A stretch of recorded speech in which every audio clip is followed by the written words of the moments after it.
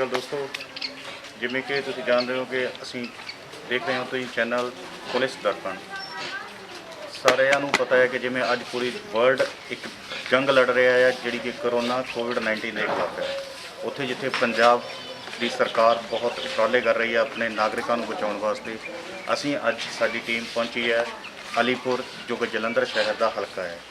ਇਸ ਹਲਕੇ ਦੇ ਐਕਸ MLA ਸਾਹਿਬਾਨ ਸਰਬਜੀਤ ਮੱਕੜ ਜੀ ਅੱਜ ਇੱਥੇ ਗਰੀਬਾਂ ਦੀ ਹੈਲਪ ਕਰਨ ਵਾਸਤੇ ਆਏ, ਉਹਨਾਂ ਨੂੰ ਰਾਸ਼ਨ ਦੇਣ ਵਾਸਤੇ ਆਏ।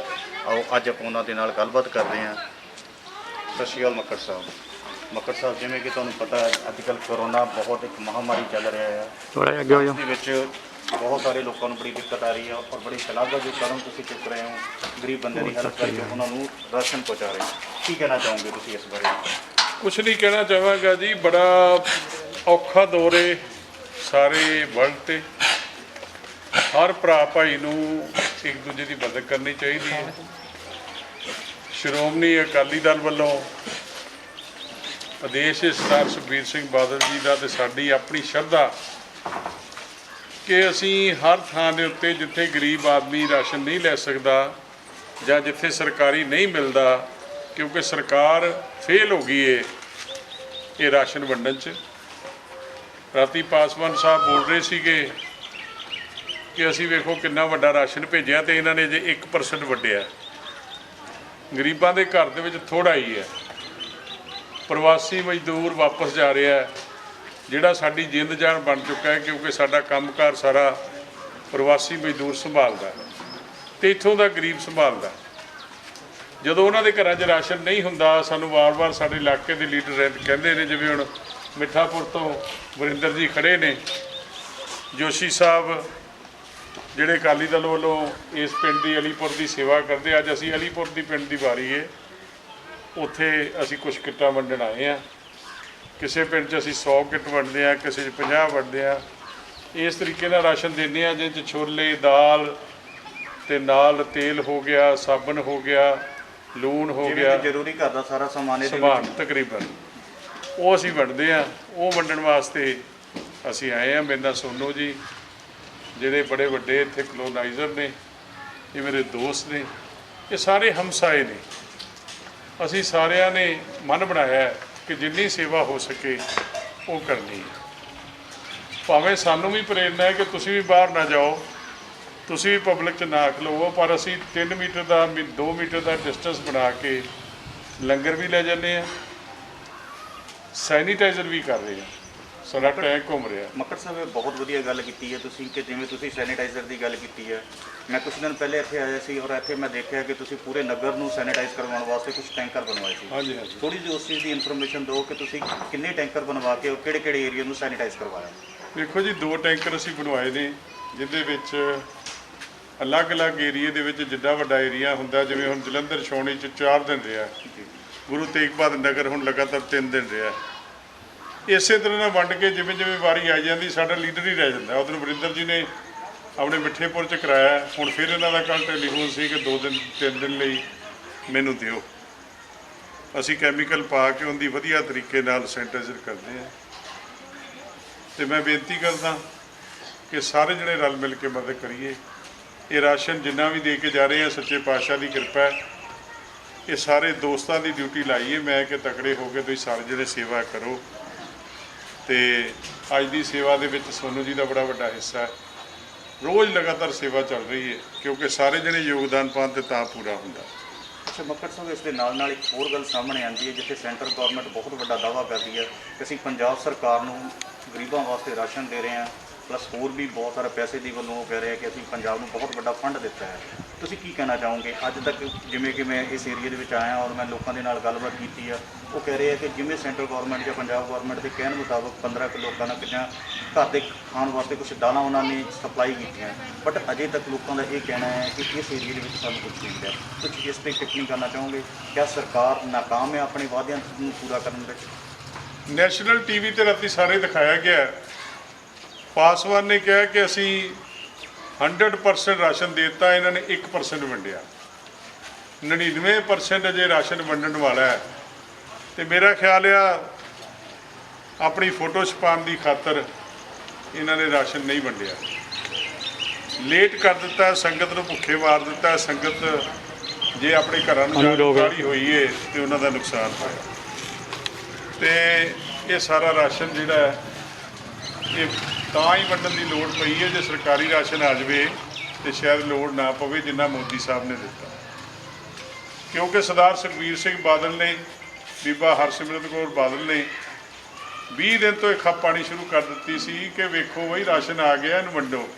ਲਗਾਤਾਰ ਅਪੀਲਾਂ ਵੀ ਕੀਤੀਆਂ, ਟੀਵੀਆਂ ਤੇ ਵੀ ਕਿਹਾ, ਪਰ ਲੇਕਿਨ ਇਹਨਾਂ ਨੇ ਜੂੰ ਨਹੀਂ ਸਰਕੀ, ਜਿਹਦੇ ਨਾਲ ਬੜਾ ਵੱਡਾ ਨੁਕਸਾਨ ਹੋਇਆ। ਤੁਹਾਡੇ ਕਹਿਣ ਦਾ ਮਤਲਬ ਮੱਕੜ ਸਾਹਿਬ ਇਹ ਹੈ ਕਿ ਸੈਂਟਰ ਗਵਰਨਮੈਂਟ ਵੱਲੋਂ ਗਰੀਬਾਂ ਨੂੰ ਬਚਾਉਣ ਵਾਸਤੇ ਜਾਂ ਉਹ ਲੋਕਾਂ ਨੂੰ, ਪ੍ਰਵਾਸੀ ਲੋਕਾਂ ਨੂੰ ਬਚਾਉਣ ਵਾਸਤੇ ਕੋਈ ਕਮੀ ਨਹੀਂ ਸੀ ਰਹੀ। ਸਾਡੀ ਪੰਜਾਬ ਗਵਰਨਮੈਂਟ ਇਸ ਚੀਜ਼ ਦੇ ਲਈ ਨਾਕਾਮ ਰਹੀ ਆ, ਹੁਣ ਆਪਣੇ ਵਾਅਦੇ 'ਤੇ ਪੂਰਾ ਨਹੀਂ ਉਤਰ ਪਾ ਰਹੀ ਜਾਂ ਉਸ ਕੰਮ ਨੂੰ ਕਰਨ ਦੇ ਵਿੱਚ ਨਾਕਾਮ ਆ, ਜੋ ਕਿ ਗਰੀਬਾਂ ਦੇ ਲਈ ਬਹੁਤ ਜ਼ਰੂਰੀ ਸੀਗਾ। ਘਰ ਘਰ ਰਾਸ਼ਨ ਹੋਣਾ ਬਹੁਤ ਜ਼ਰੂਰੀ ਆ, ਕਿਉਂਕਿ ਜਿੰਦੇ ਰਹਿਣ ਦੇ ਲਈ ਖਾਣਾ ਬਹੁਤ ਜ਼ਰੂਰੀ ਆ। ਇਸ ਚੀਜ਼ ਦੇ ਲਈ ਤੁਸੀਂ ਸਰਕਾਰ ਨੂੰ ਕੁਝ ਅਪੀਲ ਦੇਣਾ ਚਾਹੋਗੇ ਸਾਡੇ ਚੈਨਲ ਤੋਂ? ਕੈਪਟਨ ਸਰਕਾਰ ਬਿਲਕੁਲ ਫੇਲ ਹੋ ਗਈ। ਜਿਨ੍ਹਾਂ ਨੇ ਸਹੁੰ ਖਾਧੀ ਸੀ ਕਿ ਸ਼ਰਾਬ ਨੂੰ ਖਤਮ ਕਰਾਂਗੇ, ਨਸ਼ਿਆਂ ਨੂੰ ਖਤਮ ਕਰਾਂਗੇ, ਉਹਨਾਂ ਨੇ ਸ਼ਰਾਬ ਦੇ ਠੇਕੇ ਖੋਲ੍ਹ ਦਿੱਤੇ, ਰਾਸ਼ਨ ਦਾ ਧਿਆਨ ਨਹੀਂ ਕੀਤਾ। ਪੂਰੀ ਤਰ੍ਹਾਂ ਨਾਲ ਫੇਲ ਹੈ। ਜੇ ਮੋਦੀ ਸਰਕਾਰ ਕਦੇ ਟਾਈਮ ਸਿਰ ਲਾਕਡਾਊਨ ਨਾ ਕਰਦੀ ਤੇ ਅੱਜ ਪੰਜਾਬ ਤੇ ਪੰਜਾਬੀ ਅਤੇ ਦੇਸ਼ ਦਾ ਬੜਾ ਵੱਡਾ ਨੁਕਸਾਨ ਹੋਣਾ ਸੀ। ਅੱਜ ਜੇ ਬਚਾਅ ਹੋਇਆ ਤੇ ਡਿਊ ਟੂ ਨਰਿੰਦਰ ਮੋਦੀ, ਤੇ ਜੇ ਕੋਈ ਰਾਸ਼ਨ ਭੇਜਿਆ ਤਾਂ ਨਰਿੰਦਰ ਮੋਦੀ ਨੇ ਭੇਜਿਆ, ਪਰ ਇਹਨਾਂ ਨੂੰ ਵੰਡਣ ਲੱਗਿਆਂ ਦਿੱਕਤ ਕੀਤੀ ਹੈ। ਮੈਂ ਕਹਿੰਦਾ ਸਾਨੂੰ ਅੱਜ ਦੇਣ, ਅਸੀਂ ਘਰ ਘਰ ਬੂਥ ਲਵਾ ਕੇ ਆਧਾਰ ਕਾਰਡ ਦੇਖ ਕੇ ਲੋਕਾਂ ਨੂੰ ਵੰਡ ਦਿਆਂਗੇ ਤੇ 1 ਮਿੰਟ ਵੀ ਤੰਗੀ ਨਹੀਂ ਆਏਗੀ। ਵੈਸੇ ਤਾਂ ਇਹਨਾਂ ਨੂੰ ਕੋਲੀਸ਼ਨ ਬਣਾ ਕੇ ਦੂਜੀਆਂ ਪਾਰਟੀਆਂ ਦੀ ਮਦਦ ਲੈ ਕੇ, ਜਿਵੇਂ ਵੋਟਾਂ 'ਚ ਬੂਥ ਲਾਉਂਦੇ ਆ, ਇਹ ਬੂਥ ਲਾ ਕੇ ਰਾਸ਼ਨ ਵੰਡਣਾ ਚਾਹੀਦਾ ਤੇ 1 ਦਿਨ 'ਚ ਵੰਡਿਆ ਜਾਏਗਾ। ਘਰ ਘਰ ਸਾਡਾ ਵਰਕਰ ਬੈਠਾ। ਮੱਕੜ ਸਾਹਿਬ ਇਹ ਬਹੁਤ ਵਧੀਆ ਗੱਲ ਕਹੀ ਹੈ ਤੁਸੀਂ। ਇਹ ਜਿਹੜਾ ਟਾਈਮ ਹੈ, ਇਸ ਸਮੇਂ ਦੇ ਵਿੱਚ ਅਸੀਂ ਪਾਰਟੀਬਾਜ਼ੀ ਤੋਂ ਉੱਪਰ ਉੱਠ ਕੇ ਅਗਰ ਗੱਲ ਕਰਦੇ ਹਾਂ, ਇਨਸਾਨੀਅਤ ਦੀ ਗੱਲ ਕਰਦੇ ਹਾਂ, ਹਿਊਮੈਨਿਟੀ ਦੀ ਗੱਲ ਕਰਦੇ ਹਾਂ, ਕਿਉਂਕਿ ਰਾਸ਼ਨ ਵੰਡਣਾ ਬਹੁਤ ਜ਼ਰੂਰੀ ਹੈ, ਗਰੀਬ ਬੰਦੇ ਦੀ ਹੈਲਪ ਕਰਨਾ ਬਹੁਤ ਜ਼ਰੂਰੀ ਹੈ। ਗੱਲ ਅਸੀਂ ਜੇ ਵੋਟਾਂ ਦੀ ਕਰੀਏ, ਰਾਜਨੀਤੀ ਦੀ ਕਰੀਏ, ਅਗਰ ਸਾਡੇ ਪਬਲਿਕ ਹੀ ਨਹੀਂ ਰਹੂਗੀ ਤਾਂ ਰਾਜਨੀਤੀ ਕਰਾਂਗੇ ਕਿਹਦੇ 'ਤੇ? ਵੋਟਾਂ ਲਵਾਂਗੇ ਕਿਸ ਤੋਂ?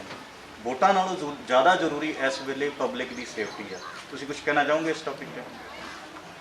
ਵੇਖੋ ਜੀ, ਵੋਟਾਂ ਨੂੰ ਤਾਂ ਵਿੱਚ ਦੇਖਣਾ ਨਹੀਂ ਚਾਹੀਦਾ। ਇਸ ਵੇਲੇ ਰਲ ਮਿਲ ਕੇ ਸੇਵਾ ਕਰਨੀ ਚਾਹੀਦੀ ਹੈ। ਪਰ ਜਿਹੜੀ ਸਰਕਾਰ ਫੇਲੀਅਰ ਹੋਈ ਹੈ, ਉਹਨੂੰ ਲੋਕਾਂ ਨੂੰ ਯਾਦ ਰੱਖਣਾ ਚਾਹੀਦਾ ਹੈ ਕਿ ਇਹ ਪਹਿਲਾਂ ਵੀ ਫੇਲ ਹੋਏ, ਹੁਣ ਬੁਰੀ ਤਰ੍ਹਾਂ ਨਾਲ ਫੇਲ ਹੋਏ। ਅੱਜ ਮਰਨ ਤੇ ਜੀਣ ਦੀ ਲੜਾਈ ਹੈ, ਇਹ ਰਾਸ਼ਨ ਰੋਕ ਕੇ ਬੈਠੇ ਨੇ।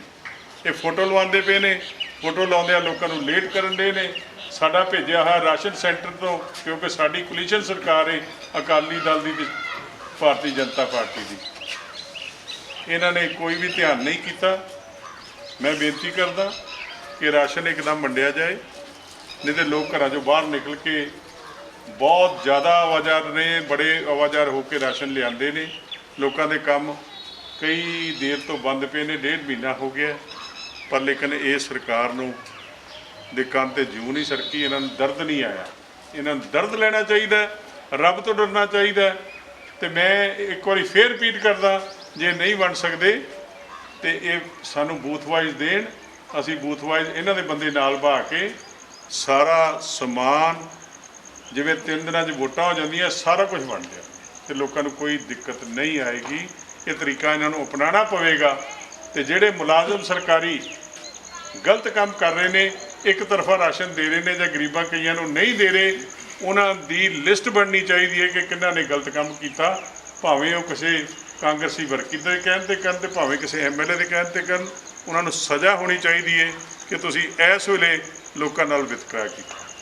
ਬਿਲਕੁਲ ਸਹੀ ਕਹਿ ਰਹੇ ਹੋ ਮੱਕੜ ਸਾਹਿਬ, ਕਿਉਂਕਿ ਇਹ ਜਿਹੜਾ ਸਮਾਂ ਆ ਅੱਜ ਦੇ ਵਿੱਚ, ਜਿੱਥੇ ਅਸੀਂ ਪੂਰਾ ਸਿਰਫ ਪੰਜਾਬ ਨਹੀਂ, ਹਿੰਦੁਸਤਾਨ ਨਹੀਂ, ਪੂਰਾ ਵਰਲਡ ਕੋਵਿਡ-19 ਦੇ ਖਿਲਾਫ ਜੰਗ ਲੜ ਰਿਹਾ, ਇੱਥੇ ਕੋਈ ਰਾਜਨੀਤੀ ਨਹੀਂ ਹੋਣੀ ਚਾਹੀਦੀ, ਕਿਸੇ ਦੇ ਨਾਲ ਕੋਈ ਵਿਤਕਰਾ ਨਹੀਂ ਹੋਣਾ ਚਾਹੀਦਾ, ਕਿਉਂਕਿ ਖਾਣਾ ਸਭ ਲਈ ਬਹੁਤ ਜ਼ਰੂਰੀ ਹੈ। ਇਸ ਲਈ ਜਿੰਨੇ ਵੀ ਹਾਇਰ ਅਥਾਰਟੀਜ਼ ਜਾਂ ਪੋਲੀਟੀਕਲ ਪਾਰਟੀਜ਼ ਦੇ ਕੁਝ ਚੁਣੇ ਹੋਏ ਨੁਮਾਇੰਦੇ ਲੋਕਾਂ ਦੇ ਨਾਲ ਭੇਦਭਾਵ ਕਰਕੇ ਉਹਨਾਂ ਦਾ ਰਾਸ਼ਨ ਰੋਕ ਲੈਂਦੇ, ਉਹਨਾਂ ਦੇ ਲਈ ਇਸ ਟਾਈਮ ਦੇ ਵਿੱਚ ਬਹੁਤ ਮਾੜੀ ਗੱਲ ਹੈ।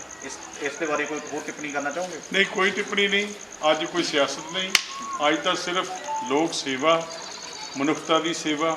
ਉਹਦੇ 'ਚ ਰਾਸ਼ਨ ਵੰਡਣਾ ਸਾਡਾ ਇੱਕ ਧਰਮ ਆ, ਸੈਨੀਟਾਈਜ਼ਰ ਕਰਨਾ ਸਾਡਾ ਧਰਮ ਆ, ਵੱਧ ਤੋਂ ਵੱਧ ਸਫਾਈ ਰੱਖਣਾ ਸਾਡਾ ਧਰਮ ਆ। ਅਤੇ ਜਿਹੜਾ ਅਸੀਂ ਆਪ ਇਨਸਾਨ ਕਰ ਸਕਦੇ ਹਾਂ ਕਿ ਆਪਾਂ ਡਿਸਟੈਂਸ ਬਣਾ ਕੇ ਰੱਖੀਏ, ਬਚੀਏ ਅਤੇ ਬਚਾਈਏ, ਆਪਣਾ ਟੱਬਰ ਵੀ ਸੇਫ ਕਰੀਏ ਤੇ ਨਾਲ ਦੇ ਗੁਆਂਢੀ ਨੂੰ ਵੀ ਅਸੀਂ ਕਰੀਏ, ਇਹ ਸਾਡਾ ਧਰਮ ਹੈ। ਸ਼ੁਕਰੀਆ ਮੱਕੜ ਸਾਹਿਬ, ਤੁਸੀਂ ਬਹੁਤ ਵਧੀਆ ਗੱਲਾਂ ਇੱਕ ਕੀਤੀਆਂ। 15 ਸੈਕਿੰਡ ਦੀ ਬਣਾ ਕੇ ਭੇਜਣੀ ਆ ਇੱਥੇ। ਪੁਲਿਸ ਦਰਪਣ ਦੀ ਟੀਮ ਅੱਜ ਅਲੀਪੁਰ ਪਹੁੰਚੀ ਸੀ, ਜਿੱਥੇ ਅਸੀਂ ਮੱਕੜ ਸਾਹਿਬ ਉਹਨਾਂ ਦੇ ਨਾਲ ਗੱਲਬਾਤ ਕੀਤੀ। ਉਹਨਾਂ ਦੇ ਨਾਲ ਗੱਲ ਕਰਕੇ ਸਾਨੂੰ ਬਹੁਤ ਅੱਛਾ ਲੱਗਿਆ, ਕਿਉਂਕਿ ਉਹ ਹਿਊਮੈਨਿਟੀ ਦੀ ਗੱਲ ਕਰ ਰਹੇ ਆ, ਰਾਜਨੀਤੀ ਤੋਂ ਉੱਪਰ ਉੱਠ ਕੇ ਗੱਲ ਕਰ ਰਹੇ ਆ, ਜਿਹਦਾ ਕਿ ਸਾਫ਼-ਸਾਫ਼ ਇਹ ਮਤਲਬ ਆ ਕਿ ਉਹ ਪਬਲਿਕ ਨੂੰ ਬਚਾਉਣਾ ਚਾਹੁੰਦੇ ਆ, ਪਬਲਿਕ ਨੂੰ ਬਹੁਤ ਅੱਗੇ ਤੱਕ ਦੇਖਣਾ ਚਾਹੁੰਦੇ ਆ, ਜਿਸ ਦੇ ਨਾਲ ਅਸੀਂ ਪੰਜਾਬ ਨੂੰ ਬਚਾ ਸਕਦੇ ਹਾਂ। ਸੋ ਇਹ ਅਸੀਂ ਆਪਣੇ ਚੈਨਲ ਦੇ ਤਰੀਕੇ ਦੇ ਨਾਲ ਵੀ ਸਾਰੇ ਲੋਕਾਂ ਨੂੰ ਅਪੀਲ ਕਰਦੇ ਕਿ ਆਪਣੇ ਘਰਾਂ 'ਚ ਰਹੋ, ਸੁਰੱਖਿਅਤ ਰਹੋ। ਕੈਮਰਾਮੈਨ ਅਸ਼ੋਕ ਜੋਸ਼ੀ ਦੇ ਨਾਲ ਮੱਖਣ ਸਿੰਘ, ਪੁਲਿਸ ਦਰਪਣ।